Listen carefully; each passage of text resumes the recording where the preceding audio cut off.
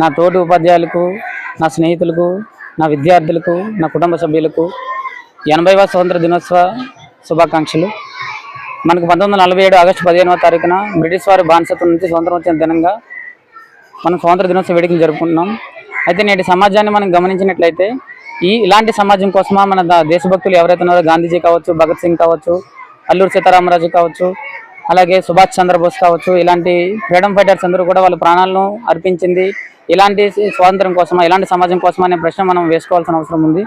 నేటి సమాజంలో మనం నిరుద్యోగత చాలా ఎక్కువగా ఉంది. అలాగే మహిళలపైన ఇంకా అత్యాచారాలు జరుగుతున్నాయి. నిజంగా వాళ్ళే బ్రతుకున్నట్లయితే ఇలాంటి సమాజం చూసి నిజంగా వాళ్ళే మనం వీళ్ళ కోసం మనం ఇలాంటి ఎఫర్ట్స్ పెట్టామనే బాధపడాల్సిన సందర్భం కూడా వస్తుంది. దేశభక్తి అంటే దేశ జెండా ఎగరవేసి సెల్యూట్ చేయడమే కాదు, దేశభక్తి అంటే దేశ సమగ్రతకు మనం అందరం తోడ్పడాలి. దేశంలో ఉండే అసమానతలు అందరికీ సమాన హక్కులు కల్పించే విధంగా యువత ప్రాధాన్యత సంతరించుకోవాలి. యువత బాధ్యత చాలా ఎక్కువగా ఉండాలి. నేటి సమాజం మనం చూడొచ్చు, దేశంలో అంతర్గత శక్తులు దేశాన్ని విచ్ఛిన్నం చేయడం కోసం చాలా విధాలుగా ప్రయత్నం చేస్తున్నాయి.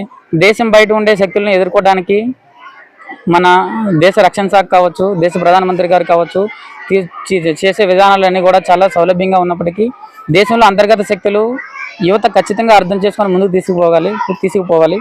అలాగే మన డిప్యూటీ సీఎం పవన్ కళ్యాణ్ గారు కూడా మనం గమనిస్తే రీసెంట్గా ఒక మాట చాలా బాగా చెప్పారు. అది యువత అందరినీ చాలా ఆకర్షించింది.